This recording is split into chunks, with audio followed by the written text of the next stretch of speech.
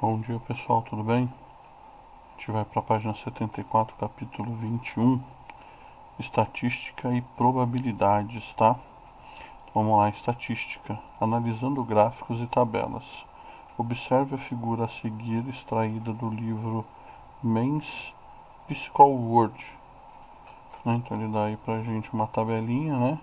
Embaixo alguns graus, né? De 0 a 70 do lado direito e pro lado esquerdo, norte e sul, né? É uma latitude e unidade relativa em porcento, né?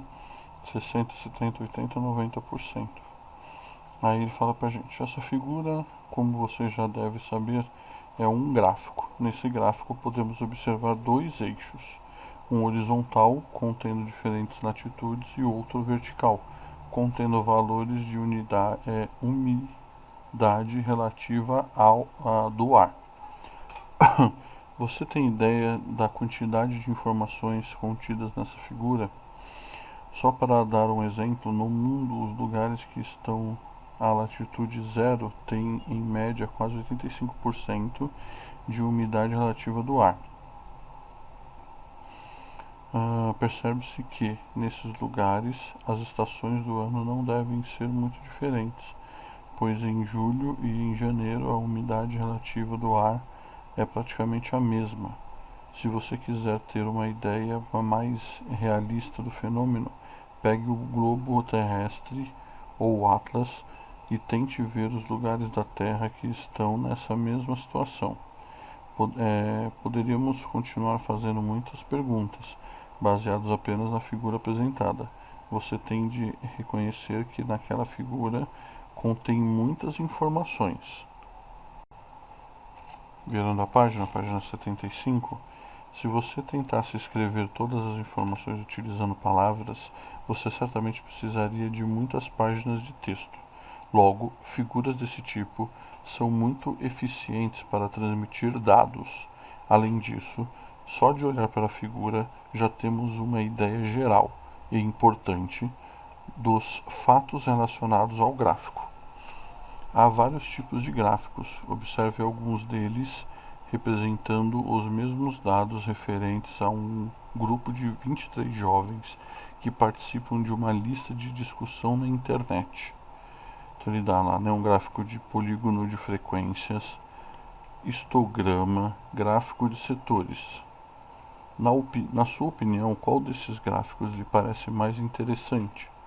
Se você consultar os jornais, verá que esses três tipos de gráficos são usados com muita frequência. Para chamar a atenção do leitor, são usados gráficos mais vistosos, como os pictórico e estereograma tridimensional. O pictórico utiliza imagens relacionadas aos fatos apresentados, e o estereograma utiliza sólidos geométricos. Veja os exemplos a seguir. Gráfico pictórico, né, e o estereograma. Olhando o gráfico, podemos tirar as seguintes conclusões. A idade mais citada é de 14, 5 pessoas. 4 pessoas têm menos de 11 anos. Uma com 8, uma com 9 e duas com 10. 9 pessoas têm mais de 13 anos, 5 com 14 e 4 com 15. Tabela de frequências. A partir dos gráficos anteriores, podemos construir a seguinte tabela. Aí ele dá a tabela de idade e número de usuários, né? Então tem um com 8 anos, um com 9 anos, 2 com 10, 3 com 11, 3 com 12, 4 com 14, 5 com 15, 4 com 13, 5 com 14 e 4 com 15. Essa tabela é chamada de tabela de frequências ou tabela de distribuição de frequências. Na verdade, é a partir de tabelas desse tipo que são feitos os gráficos. Virando a página 76. Você poderia perguntar qual necessidade de gráficos se está tudo na tabela. Veremos posteriormente que as tabelas podem conter muitos dados, confundindo as pessoas que buscam informações. Os gráficos dão uma visão geral muito melhor dessas informações. Nas tabelas costuma-se acrescentar uma coluna com os percentuais de cada frequência. Dessa forma a tabela fica assim. Então ele deu a idade, frequência e deu a porcentagem, né? Note que os percentuais são aproximados e podem parecer meio estranhos, mas em casos de dados muito numerosos, os índices percentuais são muito mais significativos. Quando os dados são muito numerosos ou as medidas são expressas com numerais com várias casas decimais, é interessante agrupá-los em intervalos de mesmo comprimento, chamados classes. A quantidade de intervalos e, consequentemente, o comprimento dos membros é determinada por quem está construindo a tabela. Quanto maior o intervalo, menor será a percepção dos detalhes. Vamos ver como se constrói uma tabela observando o exemplo a seguir. Então ele dá um exemplo para a gente. Foi feita uma pesquisa num ônibus com 40 pessoas. A pergunta era: quantos reais você tem no seu bolso? O pesquisador anotou numa folha de papel as respostas. Então tem de 2,50, né, 100, eu acho o maior valor, acho que é 100 reais. Né, então vários valores aí. Note que está difícil tirar conclusões desse aglomerado de números. Vamos construir uma tabela para poder organizá-los melhor. Verificamos que o menor valor é R$1 e o maior valor é R$100,32. Vamos agrupar os números em intervalos de comprimento 10. Esses intervalos serão fechados à esquerda e abertos à direita. A frequência de cada classe é o número de dados contidos em cada classe. Então ele dá lá pra gente, né, classe em reais e frequências, né? Então de 0 a 10 reais tem 7 pessoas, de 10 a 20, 13, de 20 a 30, 10, 30 a 40, 2, 40 a 50, 2, 50 a 60, 3, 60 a 70, 0, 70 a 80, 2, 80 a 90, 0, 90 a 100, 0 e 100 a 110, 1. Você poderia ter usado intervalos menores ou maiores. Quanto maior os intervalos, mais genéricas são as observações. Agora é mais fácil obter informação. Por exemplo, 7 pessoas tinham menos de 10 reais no bolso. Então 3 mais 2 mais 1 são igual a 6 pessoas com 50 reais ou mais, representando 6 sobre 40 vezes 100%, que é igual a 15% das pessoas no ônibus. Tá, continuando, gráficos representando tabelas de classes. Os vários tipos de gráficos que já vimos são utilizados também com dados agrupados em classes. Né? Ele dá um exercício resolvido. Virando a página 77.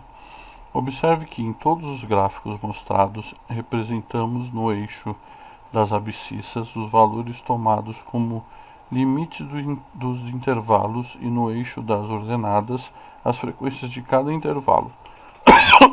Desculpa.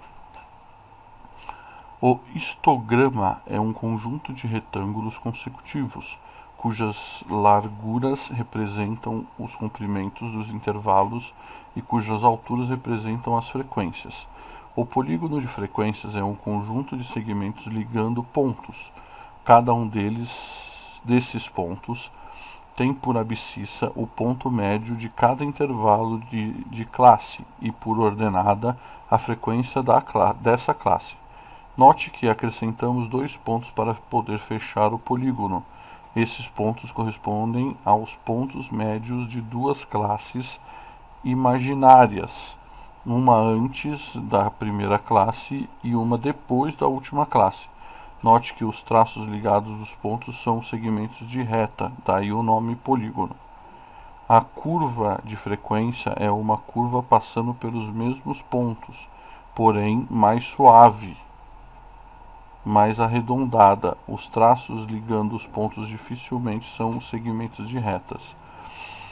O gráfico pictórico utiliza imagens cujos tamanhos, altura ou área, por exemplo, correspondem às frequências de cada intervalo. Com base nos gráficos, podemos obter as seguintes informações. Dos 1 mais 3, 4, com mais 6, 10, 17, 17 com 9 dá 26, 26 com 7 dá 33, 37 e 38 alunos. Mais 12 tem 1,60 m de altura ou mais. Uma porcentagem de 12 sobre 38 vezes 100%, que é igual a 31,58%. 10 alunos têm menos de 1,40. Observe, porém, que os gráficos e tabela apresentados não nos fornecem certas informações. Por exemplo, quantos alunos têm 1,64 m de altura? Quantas meninas têm altura maior ou igual a 1,60 m? No caso da primeira pergunta, não há como responder, pois não sabemos a altura de cada aluno.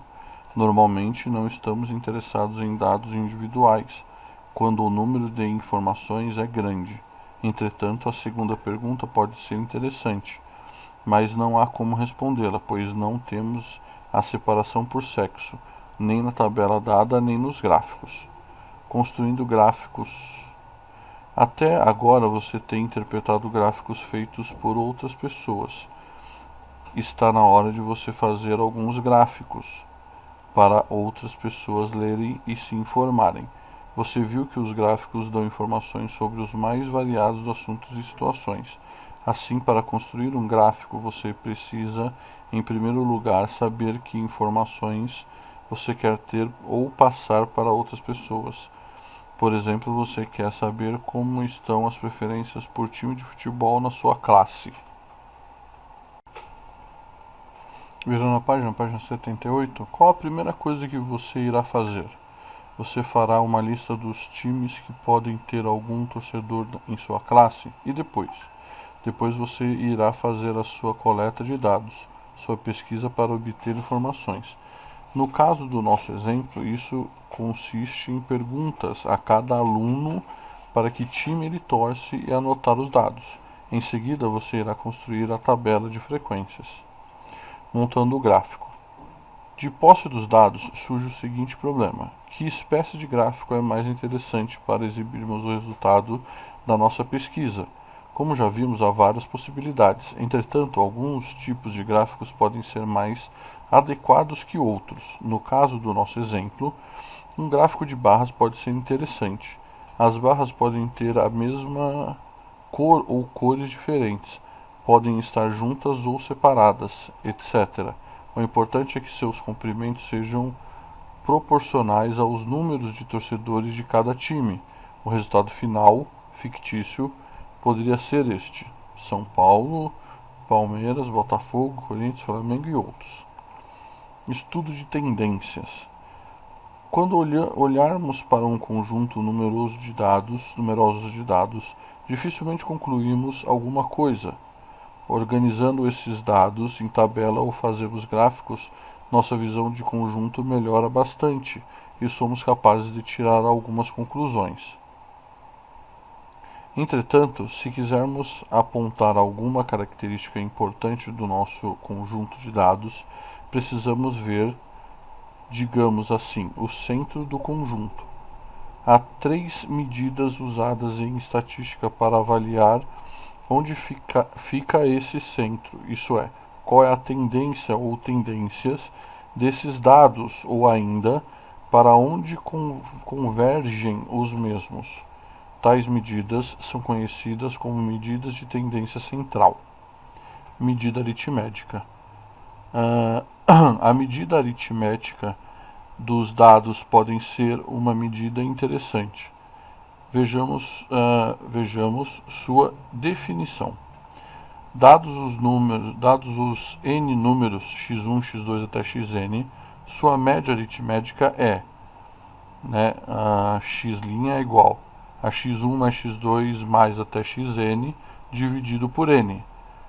né? Em estatística é comum expressar a média com uma casa decimal a mais que os dados utilizados, e escrever igual ao invés de igual aproximado nos casos de aproximação.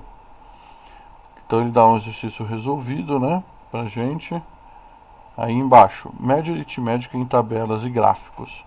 Como calcular a média aritmética a partir das tabelas e gráficos que temos estudados até agora?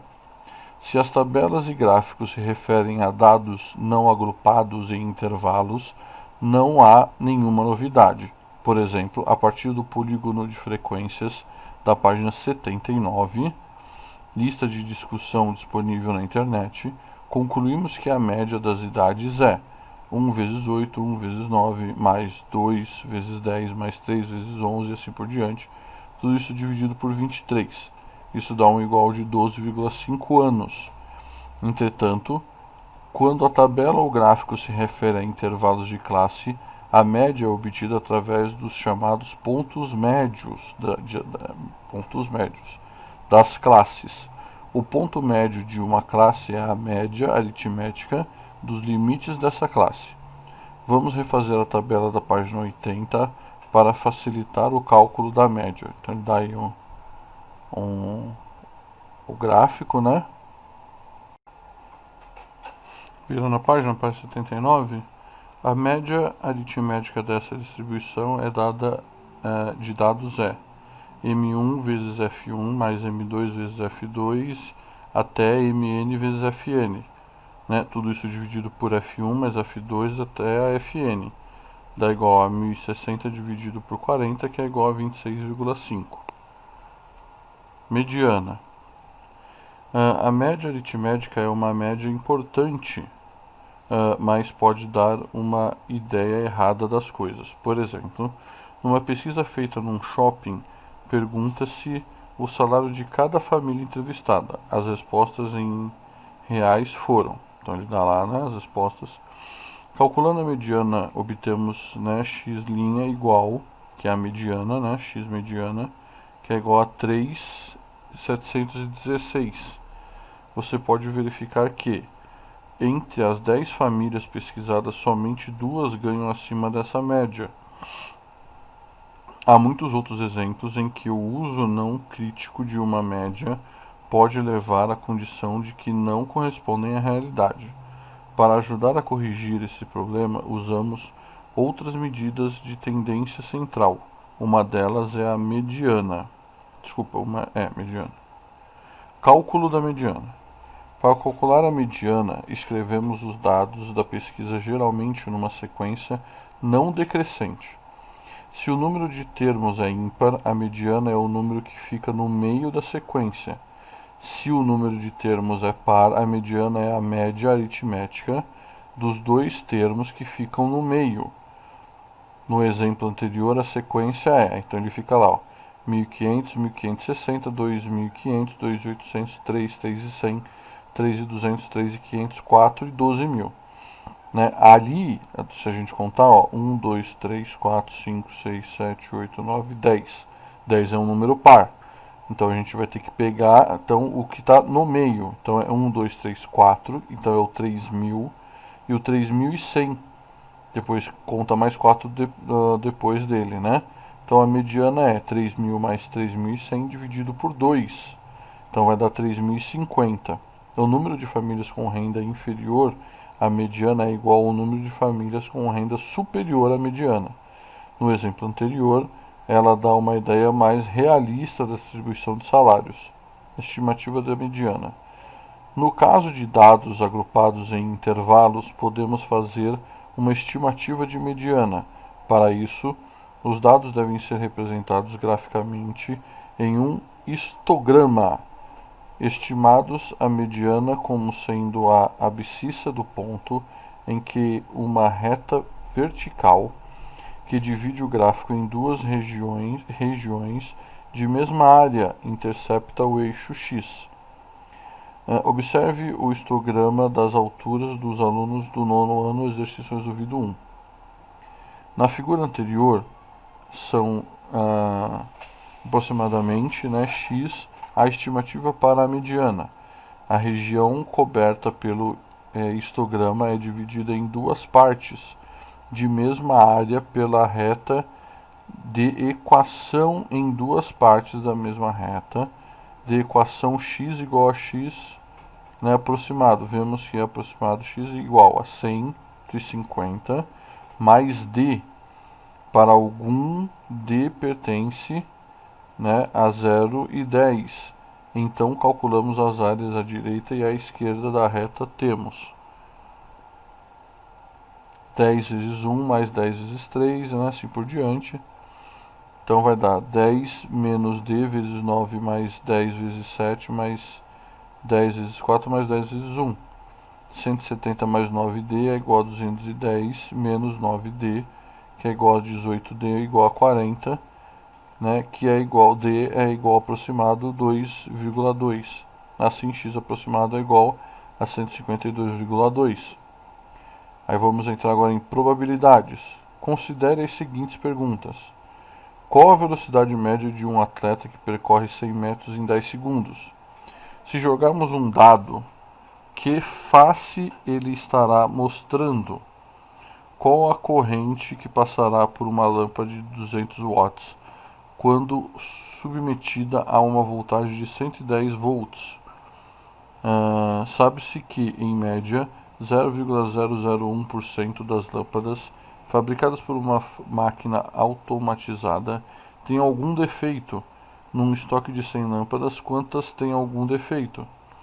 Sabemos responder com certeza as perguntas A e C, 36 km por hora e 5,5 A, respectivamente.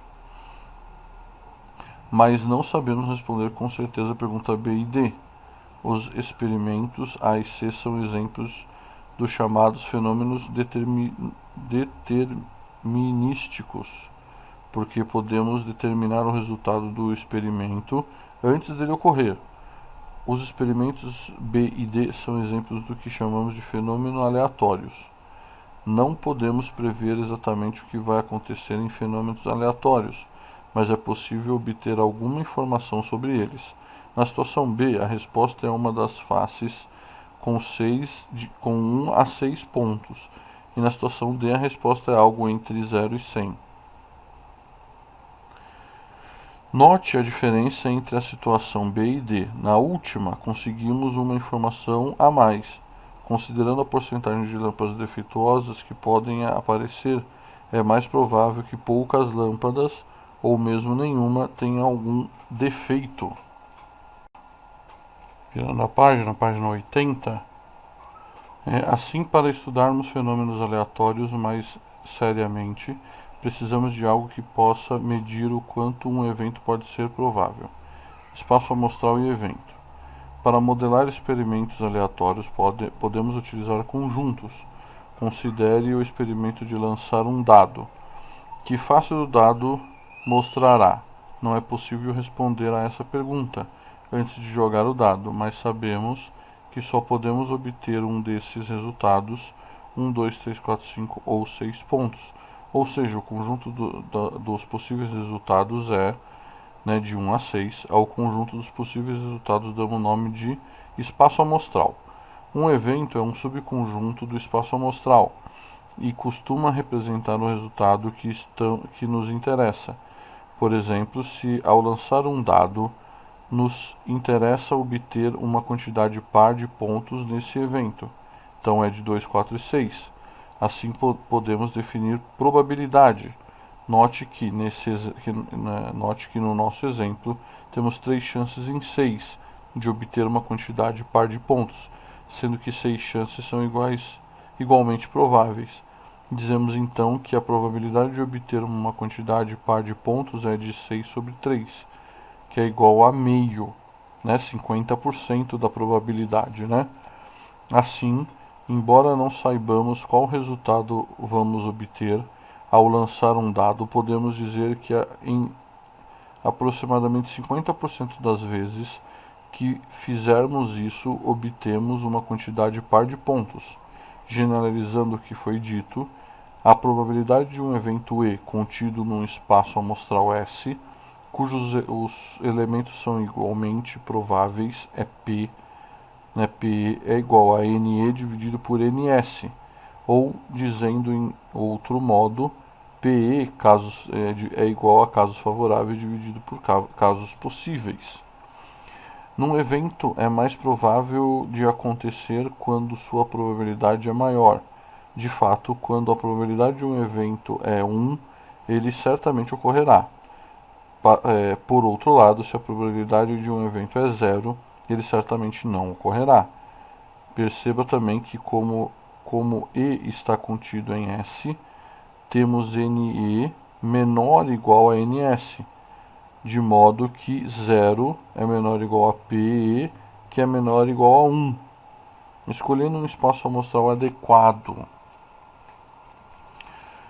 consideremos o experimento de jogar duas moedas. Como podemos definir o espaço amostral desse experimento? Podemos pensar num espaço amostral de 0 cara e 2 coroas, uma cara e uma coroa, 2 caras e 0 coroas. Assim, poderíamos dizer que a probabilidade de obtermos uma cara e uma coroa é de 1/3, ou, igual a aproximado 33%, certo? Mas experimente jogar duas moedas 100 vezes. Você vai perceber que você vai obter uma cara e uma coroa em cerca de metade dos lançamentos. De fato, fizemos esse experimento e obtemos 0 cara e 2 coroas 27 vezes, uma cara e uma coroa 46 vezes e 2 caras e 0 coroas em 27 vezes. Desse modo, o espaço amostral que escolhemos não modela bem o nosso experimento. Veja que obtemos uma cara e uma coroa em 46% das vezes, enquanto o nosso espaço amostral nos indicava cerca de 33%. Isso aconteceu porque no nosso espaço amostral, um dos resultados tem mais chances de ocorrer que os outros. De fato, se nós fizermos pequenas marcas nas moedas, de modo que podemos identificá-las, chamando-as, digamos, de moeda 1 e moeda 2, percebemos que há duas maneiras de obter uma cara e uma coroa. Podemos obter cara na moeda 1 e coroa na moeda 2, bem como coroa na moeda 1 e cara na moeda 2. Além disso, só podemos obter duas caras de uma maneira, obtendo cara em ambas as moedas. Assim, para descrever o modo mais completo, esse experimento é mais conveniente considerar também as moedas também que as moedas são diferentes. Moeda 1 e moeda 2, cara e coroa, daí pra gente cara, coroa, coroa, assim por diante. Note que obtemos um produto cartesiano. O par cara-coroa indica que obtemos cara na moeda 1 e coroa na moeda 2. Temos assim um espaço amostral mais adequado, entre cara-coroa, cara-coroa, coroa-coroa. Esse espaço amostral é coerente com o fato de que é mais provável obter uma cara e uma coroa do que obter duas caras. De fato, considerando o nosso espaço amostral, a probabilidade de obter uma cara e uma coroa é de 2/4, que é igual a meio, e a probabilidade de obter duas caras é igual a 1/4. Portanto, você deve tomar cuidado de escolher um espaço amostral cujos elementos têm a mesma probabilidade de ocorrer. Como regra geral, quando consideramos experimentos com mais de um objeto, o espaço amostral mais adequado é aquele que considera os objetos como distintos. Probabilidade de contagem. A probabilidade de um evento, como já definimos, é a quantidade de casos favoráveis dividida pela quantidade de casos possíveis. Assim, para calcular uma probabilidade, precisamos resolver dois problemas de contagem. Um é contar a quantidade de possíveis e outro é contar a quantidade de casos favoráveis. Virando a página 81, ele dá um exercício resolvido aí 3, então ele dará para a gente um elemento complementar. Seja E um evento contido no espaço amostral S, o evento complementar de E é o conjunto E igual a S menos E. E a probabilidade do evento complementar é PE, é igual a N, né, vezes S menos E dividido por NS, que é igual a NS menos NE dividido por NE, que é igual a 1 menos NE dividido por NS, que é igual a 1 menos PE. Às vezes, para calcular a probabilidade de um evento, é mais fácil calcular a probabilidade do evento complementar. Geralmente, nos enunciados de problemas desse tipo aparece o trecho pelo menos 1, né? E agora a gente vai para os nossos exercícios, tá? Então, na página 81 aqui, ele dá lá, analisando gráficos e tabelas. Gráficos e tabelas costumam trazer muitas informações, em particular polígonos de frequências, histogramas e tabelas de frequências dão uma boa noção de como certas quantidades se distribuem. Então, no 1 lá, né? A idade de uma árvore pode ser avaliada pela média do diâmetro de seu tronco. A construção de diagramas indicando a distribuição em intervalos de classe para o diâmetro é uma forma de analisar a estrutura etária, de uma população de árvores. O gráfico a seguir mostra a distribuição das classes de diâmetro para a espécie arbórea, né? Aí dá um nome aqui, Xilopia aromática. Então ele dá um gráfico aí pra gente, né? Perdão. Número de árvores e depois ele dá pra gente classe de diâmetro, né, em centímetros. Aí no 1 aqui ele fala pra gente: considerando o gráfico e que não foi observado nenhum tronco com exatos 8 centímetros de diâmetro, quantas árvores possuem troncos com diâmetros superiores a 8 centímetros? Né? Então vamos lá para o primeiro.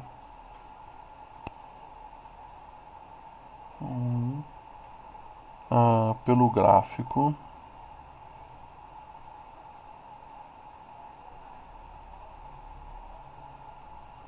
o número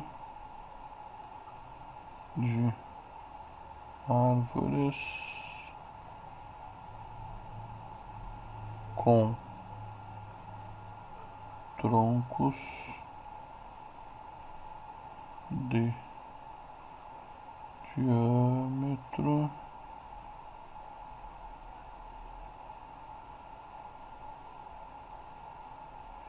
diâmetro superior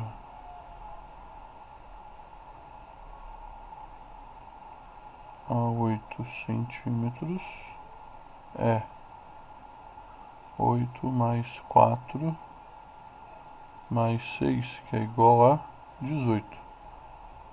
Tá? Então, a partir desse aqui, vocês façam o resto aí, tá, pessoal?